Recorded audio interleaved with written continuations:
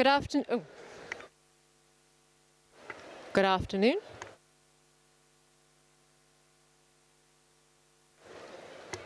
Good afternoon. Can you hear me? Ah, super, sorry. All right, let me start then.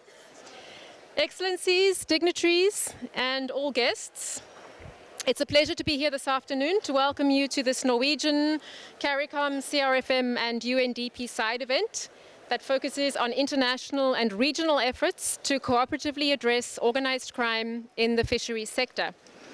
My name is Emma Witboy, and I'm here on behalf of the United Nations Development Programme, UNDP.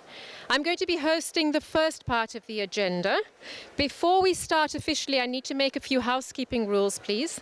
The first is that you should all have received these headsets, which I don't have on, but actually you need to put on, please, because then it's for audio purposes. It's not translation, it's so you can hear well.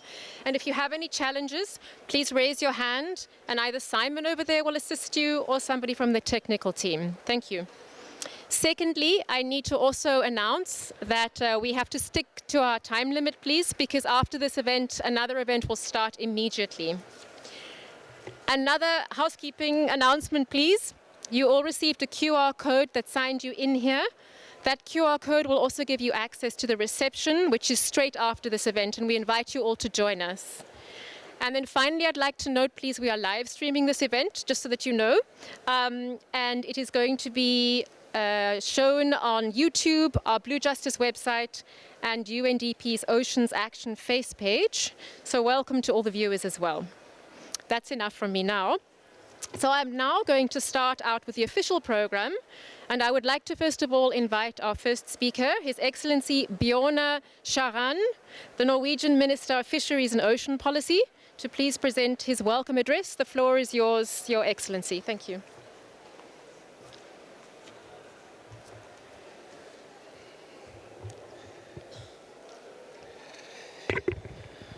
Thank you very much, Excellencies, respected colleagues, dear friends.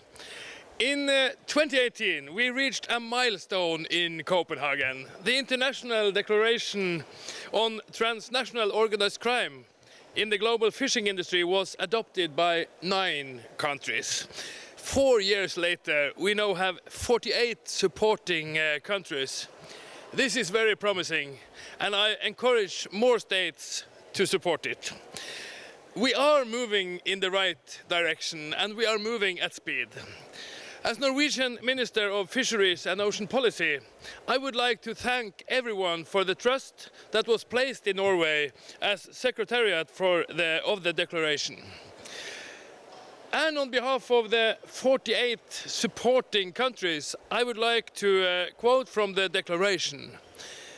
We are convinced that there is a need for the world community to recognize the existence of transnational organized crime in the global fishing industry.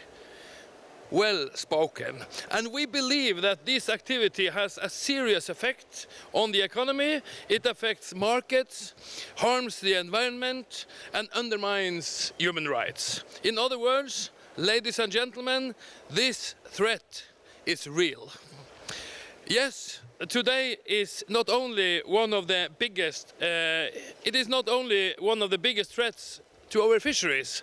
It is a threat to many precious marine ecosystems. It is a threat to the livelihoods and food supply of millions. In the end, it is a threat to our common future. We will not reach the Sustainable Development Goals in 2030 if we cannot fight organized crime in the global fishing industry, because these crimes reach wider than illegal fishing. They include human trafficking, economic crime, and corruption, and they must be stopped. I am very pleased to see several ministers supporting the declaration present at this event. A big thank you to my dear colleagues from Belize, St. Vincent and the Grenadines, and Jamaica. Through the Caribbean Regional Fisheries Mechanism in CARICOM, no less than 12 Caribbean countries have decided to join the declaration. I thank you for your support. Norway's contribution, in addition to being the Secretariat of the Copenhagen Declaration, is the launch of the Blue Justice Initiative. This is a concrete way of taking action to address the challenges raised in the declaration. Through Blue Justice, Norway supports a number of projects against fisheries crime. This includes the training of law enforcement, interagency and international cooperation, and the development of digital tools in cooperation with UN organizations such as UNODC, ILO, IOM and UNDP. I want to thank the United Nations Development Programme and particularly the team at the Blue Resilience Project. Several countries present here today are working with this project. On the issue of digital tools, Norway is working together with the UNDP, which is the administrator of the Blue Justice community. This is a secure digital platform for state-to-state cooperation. Using this platform, government officials can build networks and seek assistance in their work against organized crime in fisheries. And I am proud that we are backing this up by giving countries assistance in analyzing data from the International Blue Justice Tracking Center in the far north of Norway. All countries need to be able to track vessels in their own waters, to be able to detect potential illegal fishing activities. Over time, we have been building our own capabilities to track illegal fishing activities in the Norwegian waters, including investing in our own micro-satellites. Today we have 5 micro-satellites in operation, orbiting the Earth to monitor AIS signals from vessels at sea. Our satellites collect about 2.1 billion AIS signals a year, 5.7 million signals every day across the globe. And I have asked the Norwegian Coastal Administration to clarify if it is possible to share these data with other countries within the Blue Justice framework, and if so, facilitate for it. These eyes in the sky are essential for Norway's own work against fisheries crime. They provide important pieces of information needed to build a maritime picture to understand and deal with fisheries crime. Such knowledge is important for ocean nations like us. It lets us use our resources in a smarter way and better engage in regional and international cooperation. This will lead to more sustainable oceans worldwide.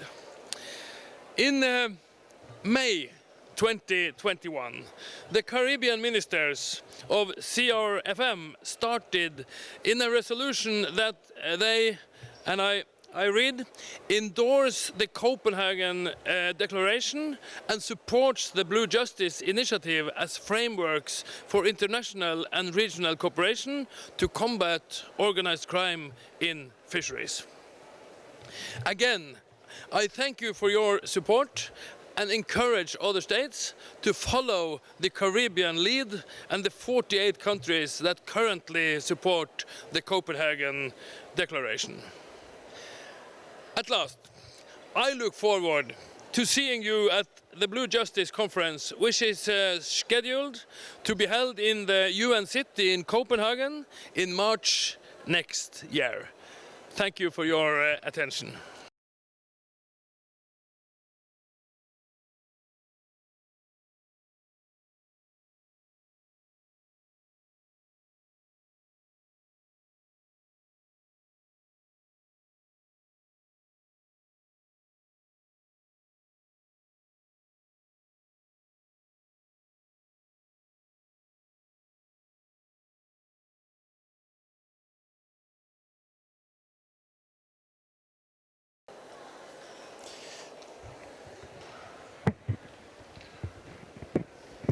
Thank you very much. And dear friends, Your Excellencies, participants, and also all the people that are following our side event online. I thank you for being invited here and giving me the opportunity to address this important event. My name is Gunnar Stølsig. I work in the Norwegian Ministry of Trade, Industry and Fisheries, where also we have the Blue Justice Secretariat. And I am part of that. So I would like to talk more about the Copenhagen Declaration and also the Blue Justice Initiative. And actually, by addressing the declaration, it is necessary to go back to 2008. In 2008, the United Nations General Assembly recognized in the Fisheries resolution. Every year, the UN General Assembly adopts a Fisheries resolution. But that particular year, it was recognized that there is links between illegal fishing and organized crime. In addition, it also encourages states and organizations to study this issue and to make the findings publicly available. Since then, a number of experts and research activities has been conducted and has made it clear that organized crime in fisheries are real. So as you can see, there is an international process that goes back to 2008, which I believe is relevant when we are discussing the origin and the background of this declaration, the Copenhagen Declaration. So in order to follow up this resolution, a number of research reports were produced. I will particularly mention UNODC, which in my view was the first UN agency that had a quite comprehensive report and study on this issue, and that was in 2011. And that also sparked new discussions and new processes in the UN. We have also arranged several large international conferences on this issue since that time. And all of this has sort of built up to where we are today. First, the same as with the Caribbean, it started as a regional declaration. And that was in 2017, when all the Nordic countries, through the Nordic Council of Ministers, adopted a Nordic Declaration, Minister Declaration, on transnational organized crime in the global fishing industry. Inspired by that, 9 countries took the initiative for the International Declaration. And that is what we are discussing here today.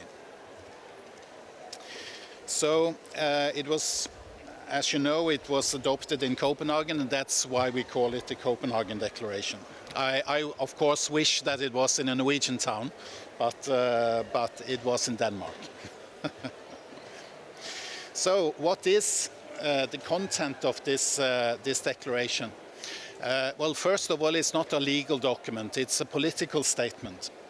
On a very strategic level, the declaration refers to the Sustainable Development Goals, and particularly Goal 14 and 16. Now, Goal 16 addresses all forms of organized crime. Fisheries crime is a form of organized crime and thus falls under this goal. But in order to reach the SDG goal 14, which addresses IUU fishing, we also need to work on the organized crime issue in fisheries. So there is an interlinkage between those two goals. The declaration also recognized that these activities committed through the whole fisheries value chain. So we're not only talking about the fisheries activities at sea, but it's the handling of the fish, processing, sale, etc. Also financing of illegal activities. And it also highlights the need for interagency and international cooperation, and of course also recognize the particular challenges of developing countries and small island development states in facing this problem. So that is basically the background of the declaration. And in order to support this declaration, Norway in 2018, during the Our Ocean conference that was held in Oslo, we launched the Blue Justice Initiative, which is basically an initiative to support this declaration on the implementation and also address these questions. So one of the tools in this initiative is, as the minister just talked about, is the International Blue Justice Tracking Center, which is in Vardø, an Arctic town in the far, far north of Norway, where we, from the Norwegian side, we have experts that are dealing with these issues in our own waters. And we established this center in order to assist and cooperate with other countries through the Blue Justice Initiative and through a secure digital platform called the Blue Justice Community. And that is what we want to build, because if we are going to work together towards a common goal, we need to trust each other. We have to build a community of experts, a community of professionals that know how to work, and they need to know who to reach out to help each other. And that is one of the goals of the initiative. We also we have very good cooperation with a number of UN agencies. UNDP has been mentioned here, which is also the administrator of the platform. UNODC, which is also just behind there, has a more regional project on Sri Lanka and the Maldives, which trains Coast Guard, but also customs, fishery authorities, and I'm sorry. Yeah, yeah. Anyway, they do training for law enforcement on the ground.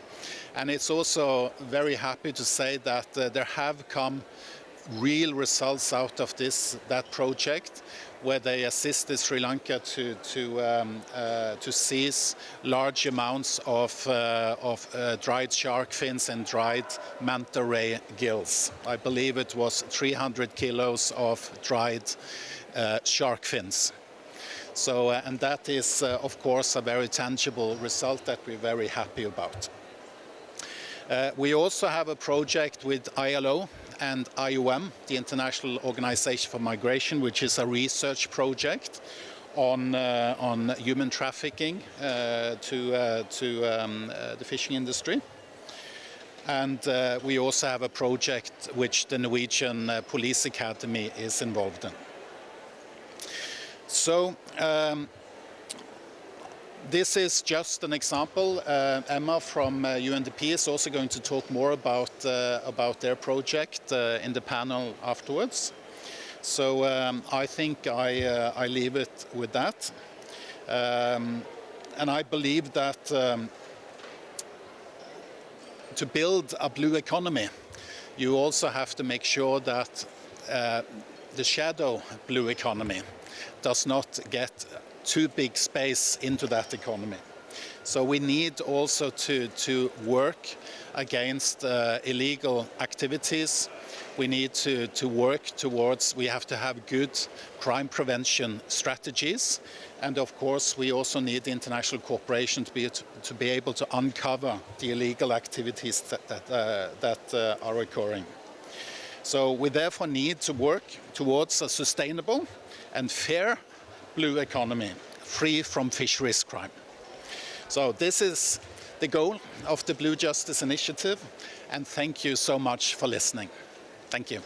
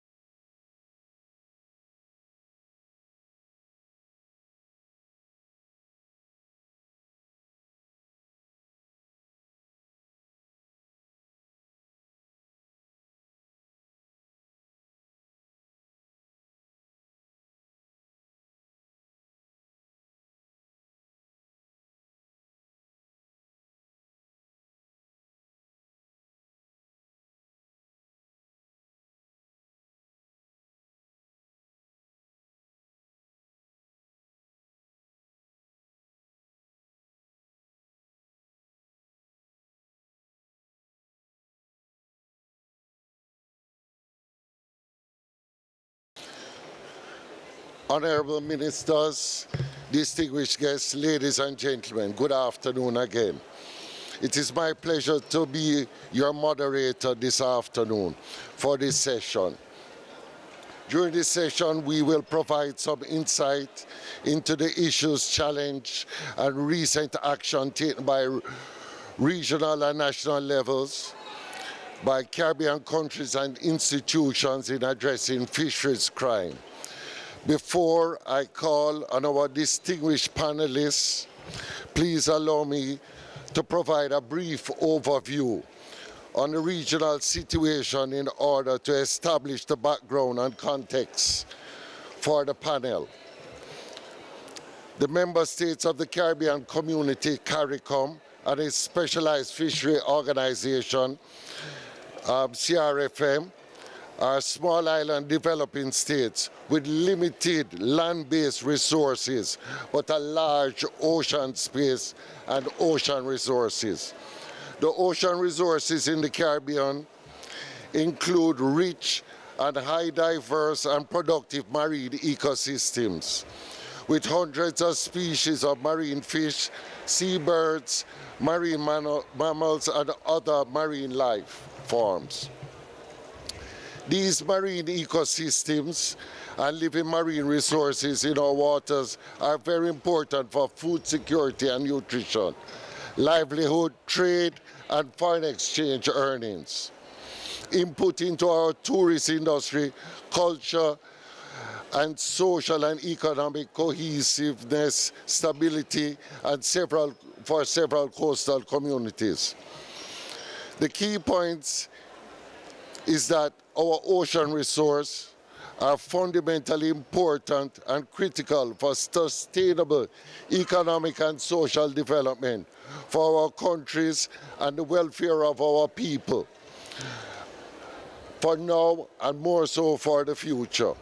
In 1982, in Montego Bay, the convention provided Caribbean countries with new opportunities for economic growth and development based on living and non-living resources within the extended ocean space under their jurisdiction. The convention also empowered coastal states to take actions to protect and conserve marine environments and the resources under their sovereignty and jurisdiction. This is why regional policymakers in the Caribbean attach such high importance and priority to our ocean economies.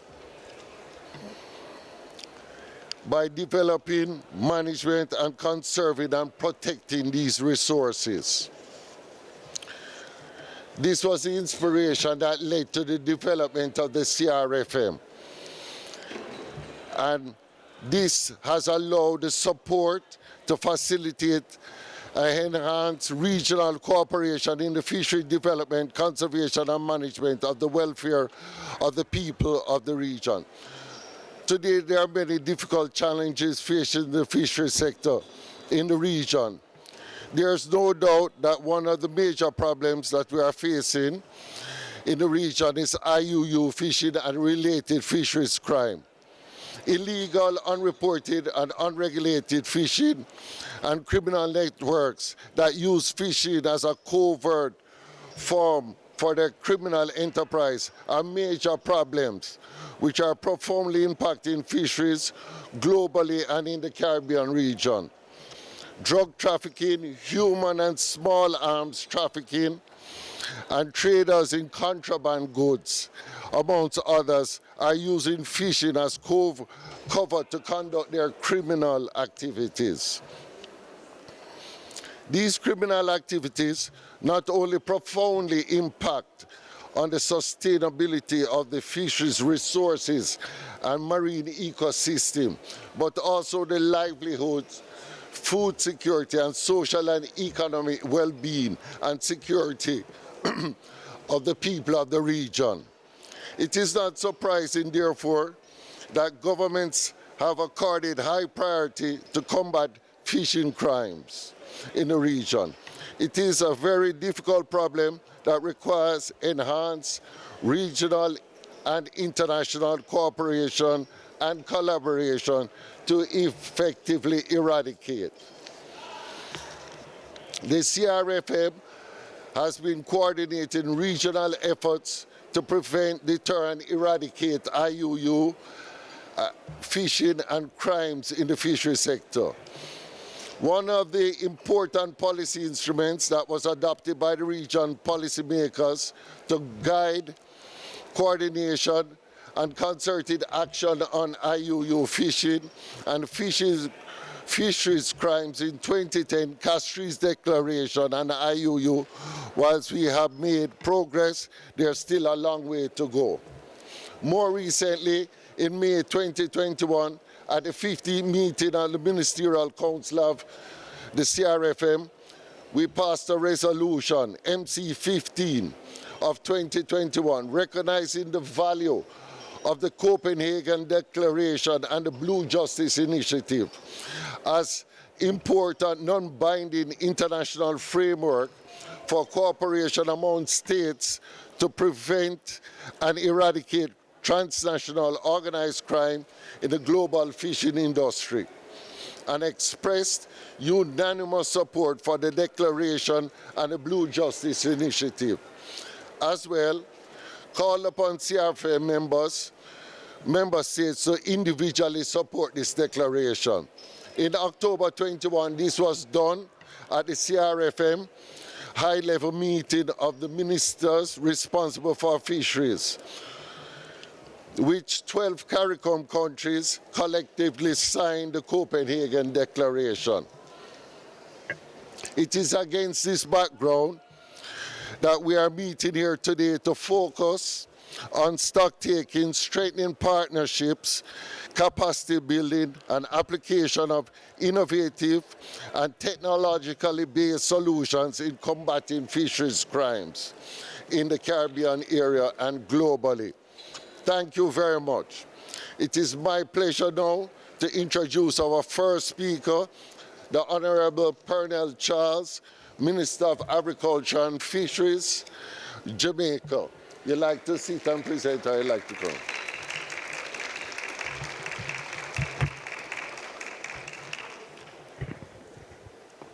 Thank you, Dr. Bellamy,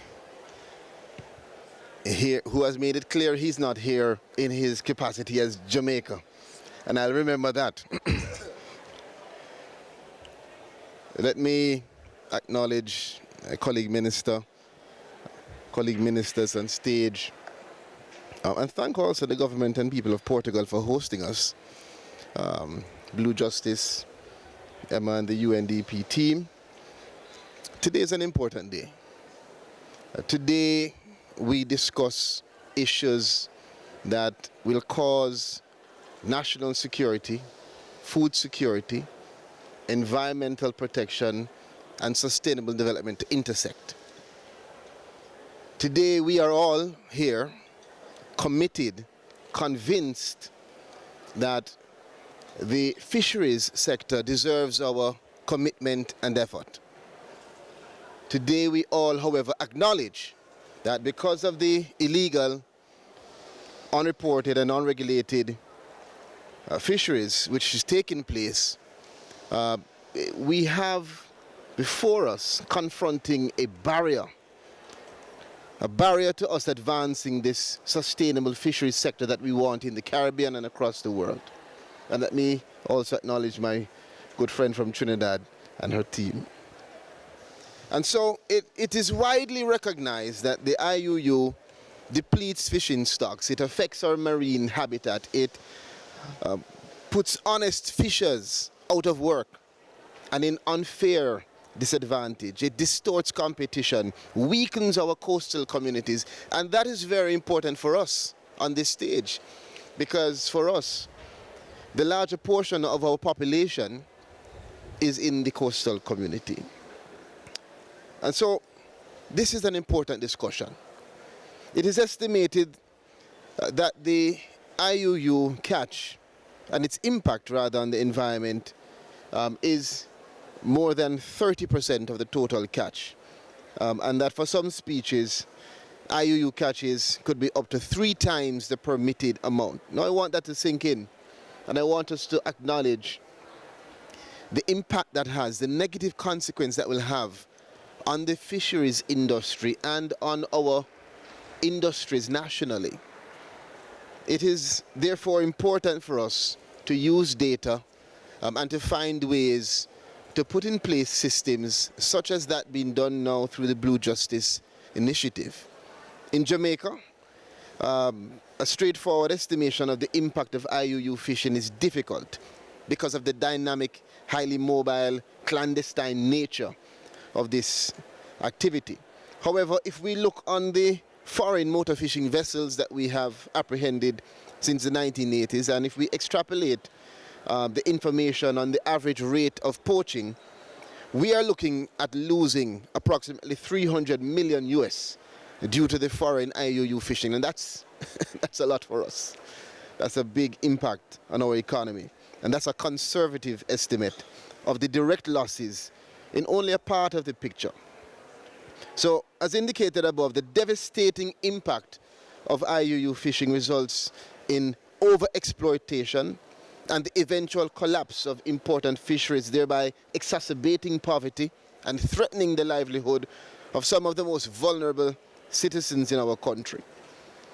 In Jamaica, IUU fishing by foreign poachers has been identified as one of, if not the major cause of decline of our queen conch population on the Pedro Bank, and even caused us to have to close down the fisheries of queen conch for 2 years. This resulted in annual losses of approximately $6 million in direct export earnings and put some 5,500, let me say that number again, 5,500 Jamaicans out of work. Think about the multiplier impact on families, the magnitude of that impact on our economy. And so the scourge of poaching, especially by foreign fishers, has cost Jamaica billions of dollars in lost earnings and has prevented thousands of Jamaicans from accessing gainful employment. Unfortunately, the appalling state of affairs is not unique to our valuable conch resources. So how do we address it? I'm going to quickly talk about just 5 issues. Number 1, vessel tracking. Now, ideally, all vessels in every country will have been fitted with equipment to be tracked. That's not the reality.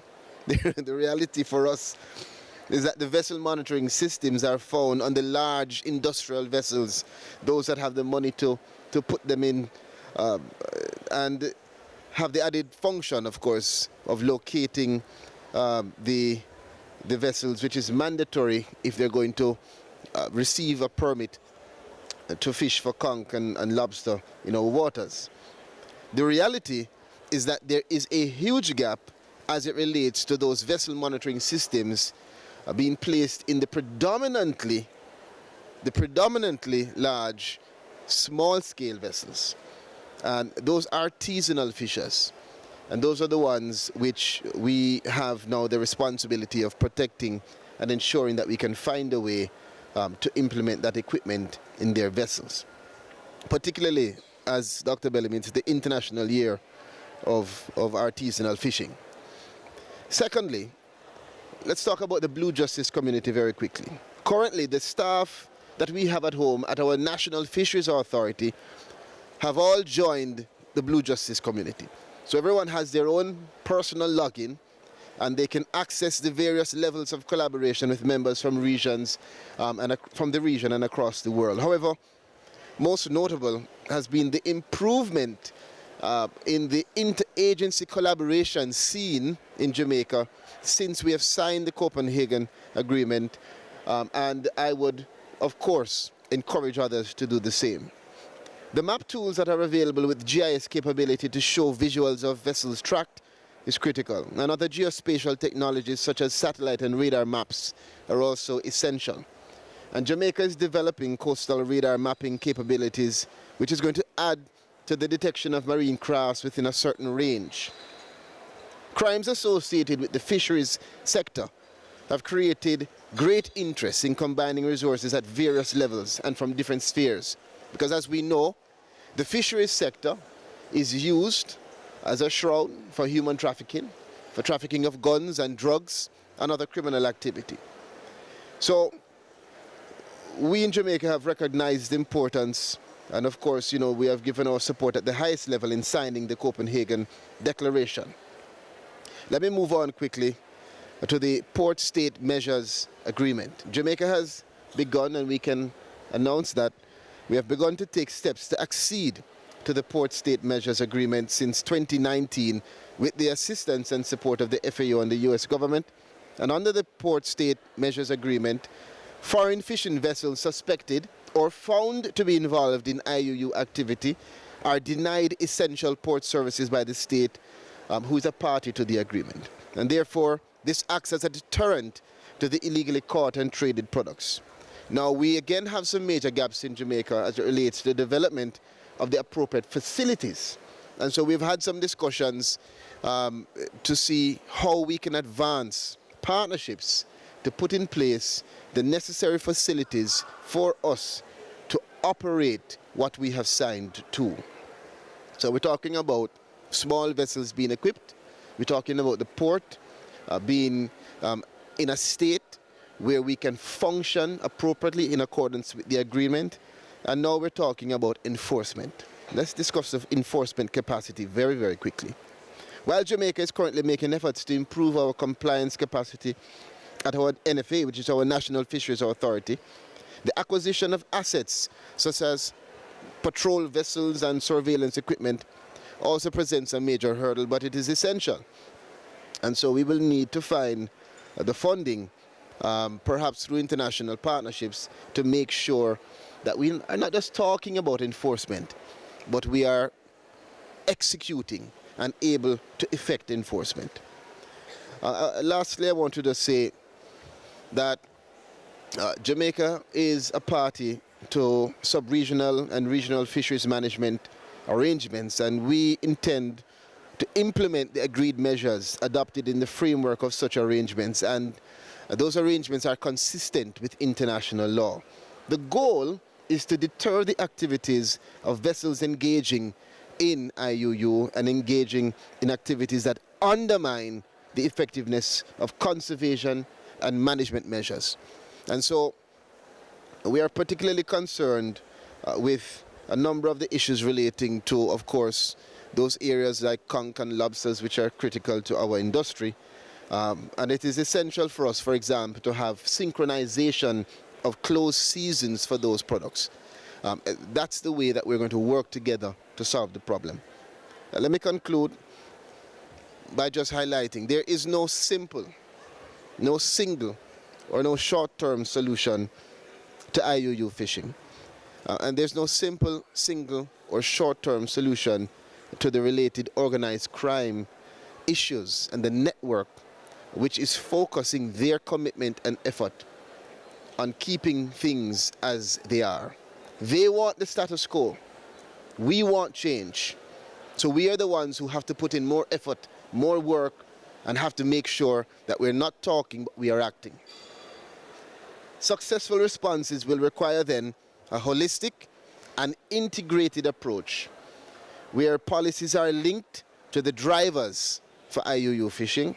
And to this end, Jamaica is recommending and proposing that we are fit and we are hungry and we are excited to serve in any capacity, perhaps as a regional hub, as we have proposed, for the Blue Justice sub-office.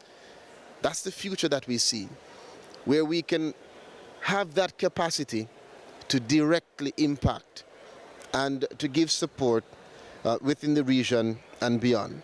Success, my friends, is going to require independent action by states, bilateral action, particularly by adjacent states, and multilateral action by all of us. It will involve greater commitment to and implementation of internationally recognized benchmarks for fisheries management across the world. I thank you, and I wish for you a wonderful event.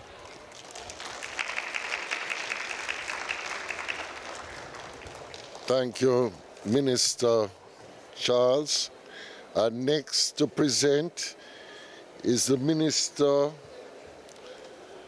of the Blue Economy and Civil Aviation, Belize, His Excellency Andre Perez. Thank you, sir.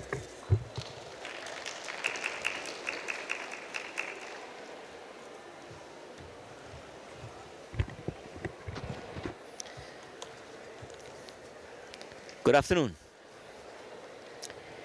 Ladies and gentlemen, a pleasant good afternoon. Greetings from the people and government of Belize.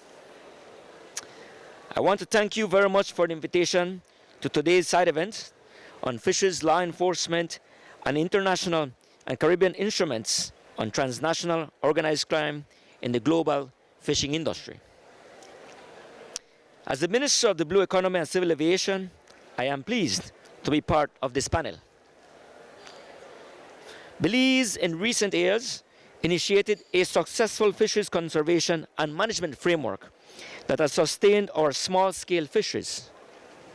Belize has implemented robust science-based management strategies for its fisheries.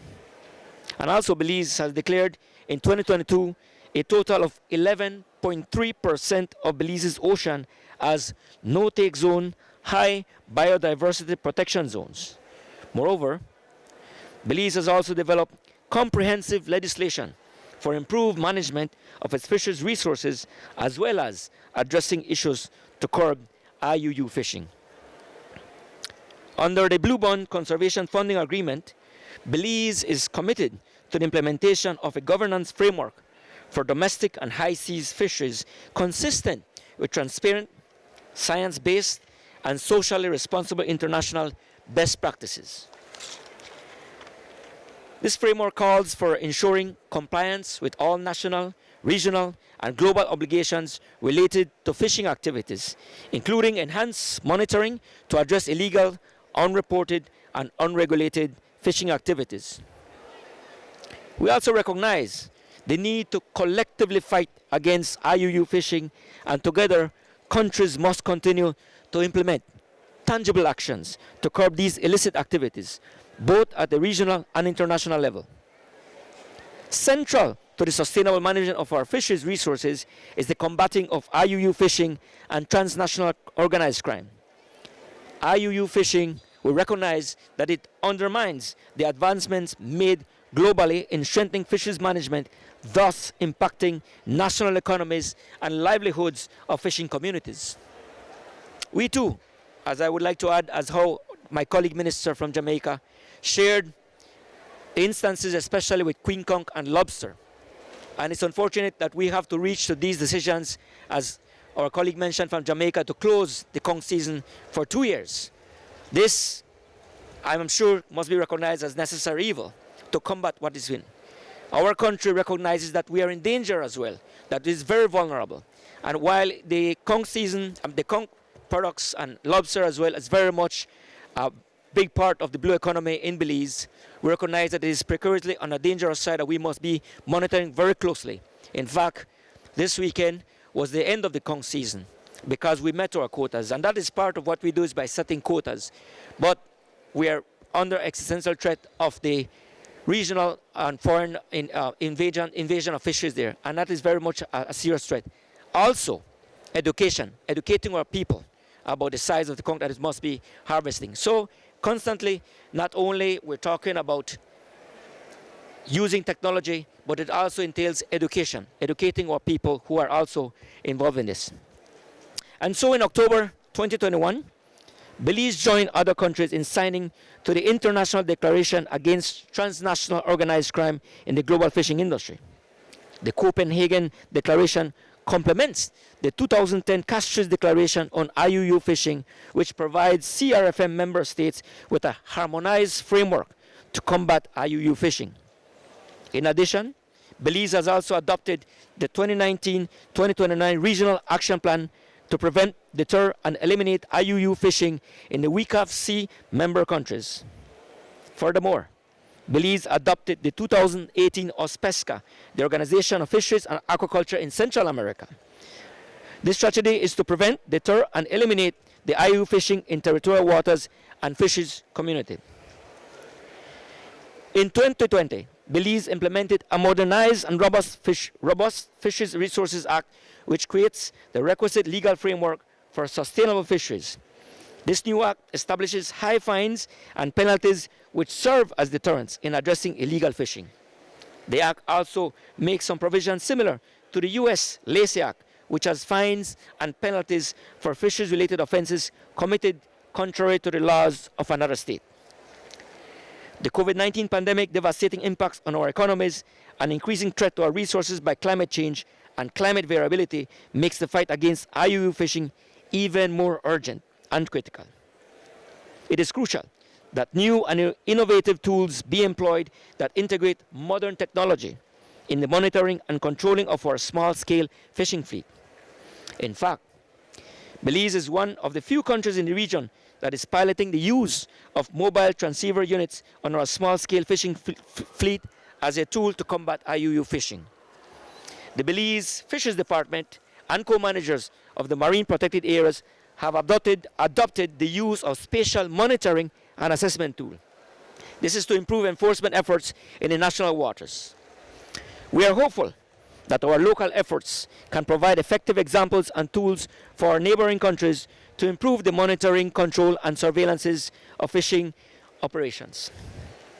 As a small island developing state, Belize and the CRFM members countries rely on the collaboration and external support from local and international partners for technical and financial support, as well as adopting models of success.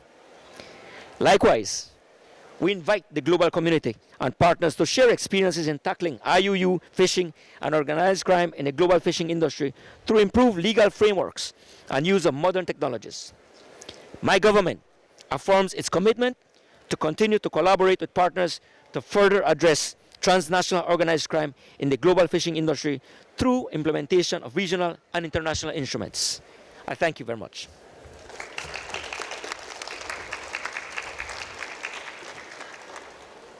Thank you, Minister. And next we have presenting to us today is the Minister of Agriculture, Forestry, Fisheries, Rural Transformation, Industry and Labour from St. Vincent and the Grenadines, Minister Caesar. Thank you very much. Thank you very much, Mr. Chair. Colleagues, Excellencies, dignitaries, I greet you on behalf of the government and people of St. Vincent and the Grenadines, the people of the OECS and of CARICOM. It is definitely a sincere honor, a pleasure and a privilege to stand before you at this side event to discuss an issue of monumental importance. Our oceans, for centuries, they have produced resources that have guaranteed food security and food sovereignty. And it is the household of the common human resource for mankind. I am not here to traverse the theories of the freedom of the seas from Hugo Grotius.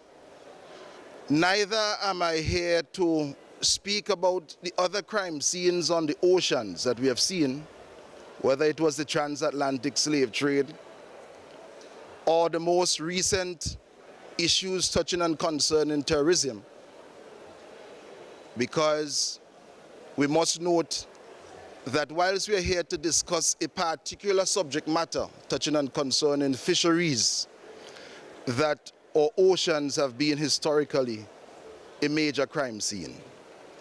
And it is our duty, and we must pledge and we must recommit our efforts to act globally in solidarity so that we can ensure that we bring an end to illegal, unreported and unregulated fishing in our world. In St. Vincent and the Grenadines, we have adopted very early the port state measures. But before I go into some of the measures that we have adopted in St. Vincent and the Grenadines, I want to send a very clear message to every member state of United Nations. For meaningful change to take place, it first begins with a clear expression of the political will to bring about change. And sadly so, there are still some member states of the United Nations that have not yet expressed that political will in a way that will benefit the thrust and the efforts of others to fight IUU fishing. Once the political will is expressed, the legal or the legislative or the jurisprudential framework must be established. Because it is one thing for policymakers to speak, policymakers cannot and should not operate outside of a jurisprudential framework. Then there has to be the mobilization of resources, and there are bilateral platforms, multilateral platforms, and in-country budgets which must be mobilized so that we can fight IUU fishing. It is one thing to speak about the subject matter. This issue has to be addressed in the budgets of all member states of the United Nations, because we have to allocate the relevant and the requisite resources. We have signed on in St. Vincent and the Grenadines to several treaties internationally touching and concerning the port state measures so that we can monitor the activities at our ports. And on the ground, we have expended significant sums to ensure that our Coast Guard, that the capacity building is in place, and that we have the requisite technical resources to advance the cause and the fight against IUU fishing. The 14th meeting of the Ministerial Council of the CRFM reiterated the importance of strengthening national legislations and regulations to manage resources and combat IUU. The heads of state and government had instructed to the CRFM and to OSPESA to work together to strengthen cooperation between the two regional fisheries organizations to improve the conservation, management, and sustainable development of marine living resources of the Caribbean Sea. In St. Vincent and the Grenadines, we have a total ban on the capturing of turtles. We are advancing in the region the setting of an upper limit for the capturing of lobsters, because most countries in the Caribbean, we have a lower limit, but we're putting both an upper and a lower limit. We have come out globally and we have noted that we are against the finning of sharks. And still, there are several members of the United Nations that have not made this declaration clear. We will continue to work within the CARICOM space. We will continue to work within the global space to ensure that we fully participate in the fight against IUU. Thank you.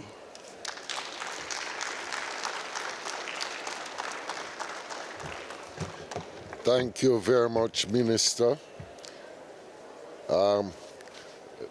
We must notice from the three presenters that the conversation was almost the same. We all see this issue as a major issue for us, and this is something that we must realize that we are committed to in the Caribbean, and the CRFM, its regional mechanism to eliminate IUU fishing in the region.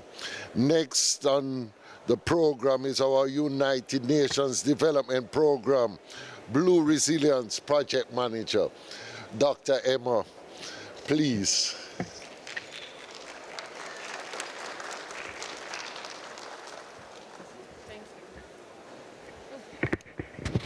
Thank you very much. Thank you very much to Dr. Bellamy. Thank you very much to the panelists. And we do indeed miss Milton here today, and we wish him a speedy recovery. So again, Excellencies, dignitaries, and all who are here and watching on the live stream, it is a great honor to now speak on behalf of UNDP's Blue Resilience Project. We've heard today from speakers, particularly on this panel, that crime in the marine fisheries sector has very real negative impacts, in particular on small island developing states. It threatens food security, employment, the livelihoods and well-beings of coastal communities, and the rule of law. It undermines the health of the oceans and the sustainability of its marine resources. And it threatens the ability of countries to realize the full potential of a sustainable blue economy. In fact, from a United Nations Sustainable Development Goal, SDG perspective, organized crime in the fisheries sector impedes the ability of countries to realize very many of the SDGs. This includes definitely SDG 14, life below water. It also includes SDG 1, no poverty, SDG 2, zero hunger, SDG 8, decent work and economic growth, as well as the SDG 16 target of combating all forms of organized crime. We have also heard today, however, the positive story, and that's why we're here. And that is that nations globally, including in particular in the Caribbean region, through international and regional frameworks, are working together towards practical solutions to address this problem. And as part of this, governments are focusing on building strengthened institutional responses to fisheries crime. In particular, as we've heard, effective cooperation between institutions and agencies to this end. Now, the UNDP's Blue Resilience Project, which I represent here, is committed to supporting these countries in this regard. And we are very happy to be engaging with various CARICOM CRFM member states present here today. UNDP is, of course, well placed to offer this type of support globally, given its network of local offices in over 174 countries and territories around the world. And this includes a strong presence on the ground in the Caribbean region. Our project is part of Norway's Blue Justice Initiative, as you've heard, and the associated digital tools. And as such, it supports implementation of the international Copenhagen Declaration. Now, UNDP Blue Resilience offers support in two key ways to countries that are seeking to strengthen their ability to address crime in the fisheries sector. The first is by facilitating access to the digital data and analysis support that is offered by Norway regarding the tracking of vessels that we have heard about. And we do this through our role as administrator of the secure digital platform, the Blue Justice Community. And secondly, what we can offer is we offer countries support to run what we have called the Blue Action Dialogues. And these are UNDP facilitated, country-led collaborative processes that focus on fostering dialogue and cooperation between institutions and agencies that work together to tackle fisheries crime.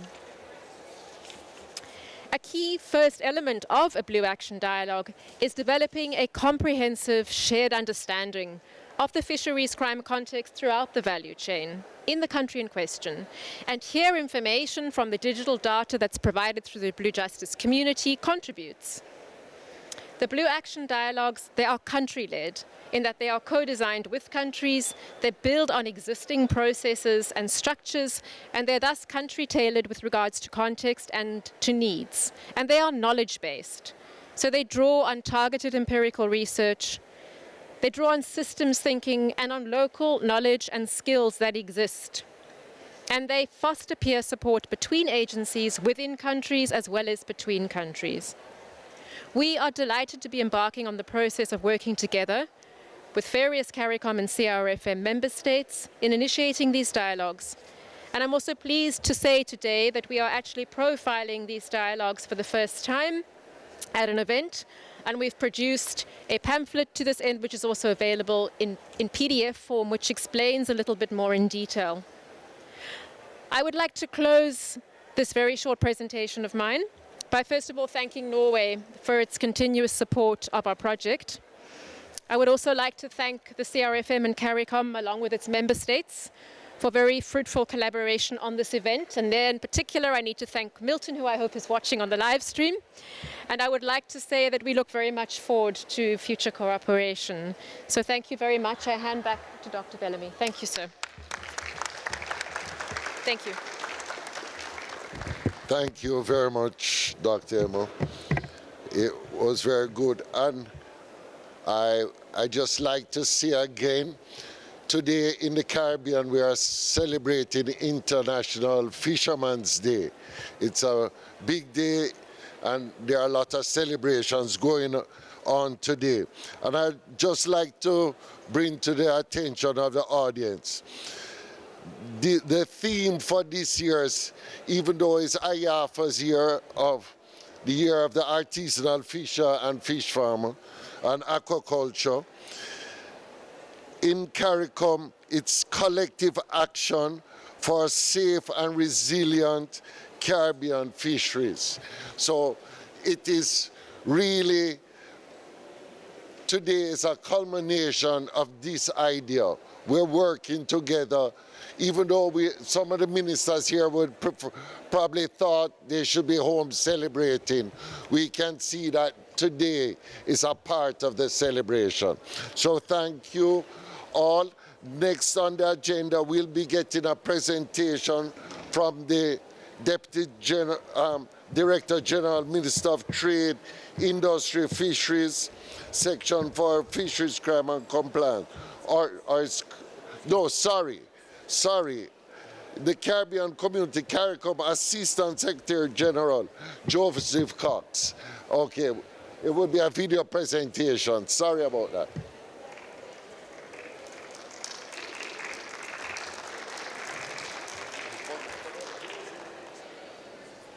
Distinguished heads of state, honorable ministers, ladies and gentlemen, it is my honor to deliver remarks on behalf of the CARICOM Secretariat at the closeout of this enriching high-level discussion on tackling organized crime in the global fishing industry.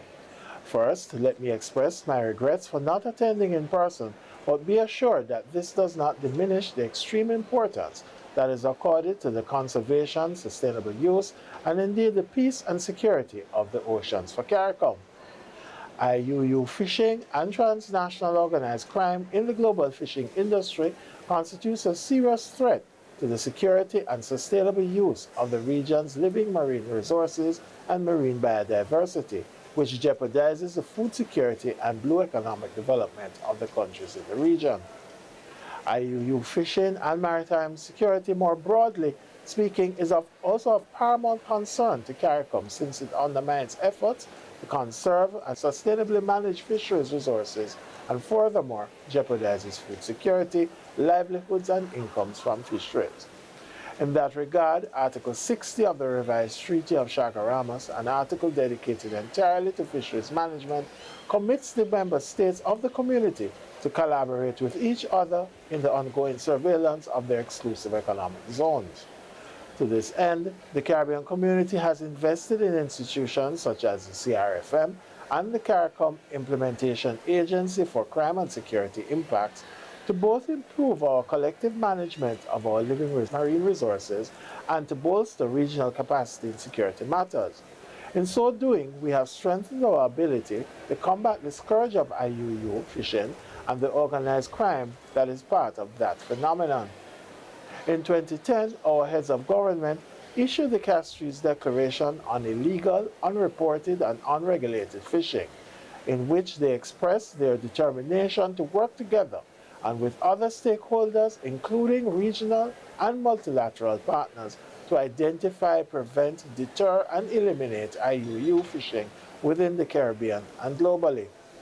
Among other things, the Fisheries Declaration committed the region to adopt, review, and revise relevant legislation and regulations regarding compliance with fisheries management measures and to provide sanctions of sufficient gravity so as to deprive offenders of the benefits accruing from their illegal activities and to deter further IUU fishing. Honorable Ministers, in May 2021, you adopted a resolution in support of the Copenhagen Declaration on transnational organized crime in the global fishing industry and the Blue Justice Initiative, both of which provide for international cooperation to prevent, combat, and eradicate transnational organized crime in the global fishing industry. By October 2021, we have had 12 CARICOM ministers joining the Copenhagen Declaration and supporting the Blue Justice Initiative. So it is clear that a high-level commitment is present. CARICOM leaders have paved the groundwork for effective cooperation, sustained capacity building, and lasting partnerships in improving the safety of the Caribbean Sea and the protection and safety of our hard workers in the fishing industries across the member states. We are therefore heartened to be able to synergize bilaterally with the government of Norway and multilaterally with all states and stakeholders signaling their commitment to Blue Justice globally. I also wish to thank the Executive Director and staff of the CRFM Secretariat for coordinating and mobilizing stakeholders in the region for this important initiative. I also wish to thank the Honorable Andre Perez from Belize, the Honorable President Charles Jr. from Jamaica, and the Honorable Sabota Caesar from St. Vincent and the Grenadines for their show of commitment and for sharing their experiences in today's important discussion. Finally, we also wish to express our profound gratitude to the government of Norway and particularly the Norwegian Minister of Trade, Industry and Fisheries for their leadership in this Blue Justice Initiative and for the broad support to CARICOM over the years as a key development partner.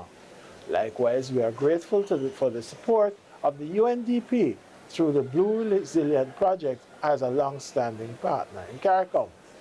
In closing, I wish to pledge the full support of the CARICOM Secretariat in facilitating the success of this important initiative. The region is strongest when it leverages its collective resources and intellect, as we have done successfully in many multilateral endeavors, and we will continue to play our part in ensuring the success of this and other programs in the area of fisheries management and sustainable ocean development.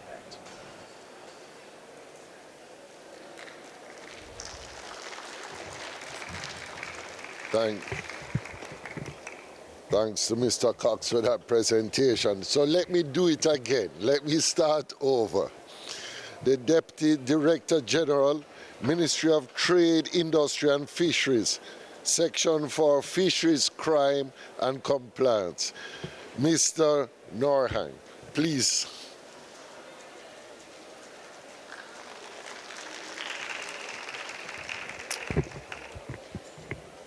Your Excellencies, colleagues and friends, on behalf of the Ministry of Trade, Industry and Fisheries, we would like to thank you for your participation today. Special thanks to the Caribbean Regional Fisheries Mechanism and UNDP for their valuable contribution in organizing this great event. Thank you to all the guests participating today and other ministers who are also participating. And thank you to all the speakers, in particular the ministers from Jamaica, Belize, St. Vincent and the Grenadines, and Norway. We have had many excellent speeches today on a very important topic, the importance of ocean sustainability and combating fisheries crime regionally and globally in the fishing industry. We hope this event was inspiring and will give us renewed energy for the work that is ahead of us. On behalf of the Norwegian Ministry of Fisheries and Ocean Policy, we invite you all to a reception by the docks right outside. So all right after this, but we would first like a picture of the ministers. If all the ministers can come up so we could have a group picture, please. Thank you.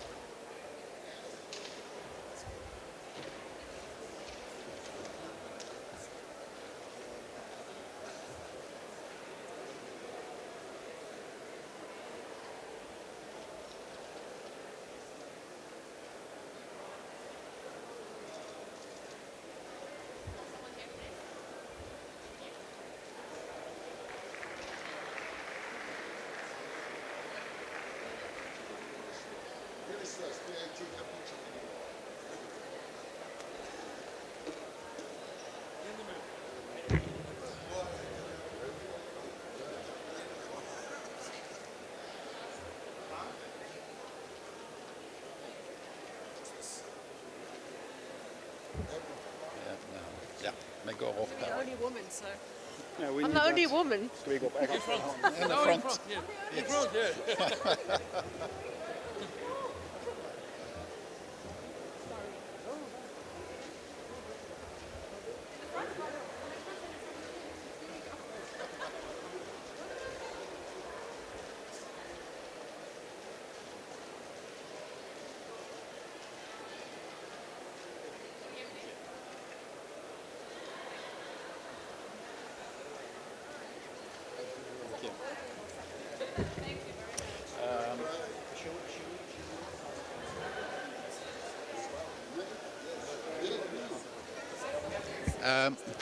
Could also, I believe there is some other minister. Everyone is taken. Ah, okay. Yeah. Ah, okay. So politically correct.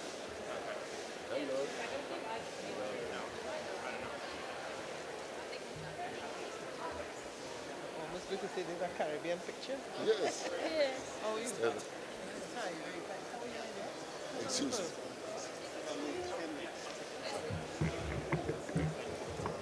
We can use this for me? Yes, of course. Yeah. Contract, I'll pay you dearly. No. You're coming on the end of the link. Come on. I stole it.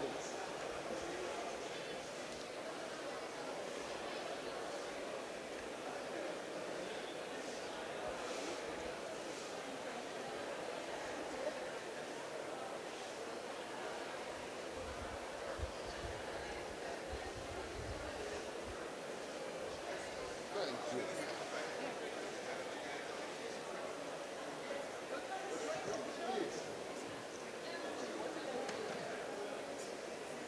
From Georgetown.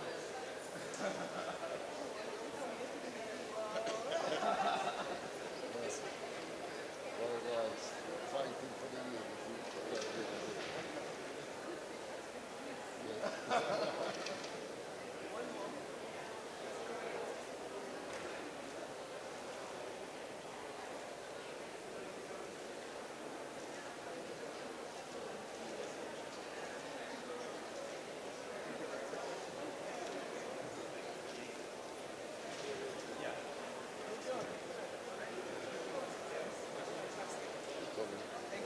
you. Great. Thanks. Thank you very much.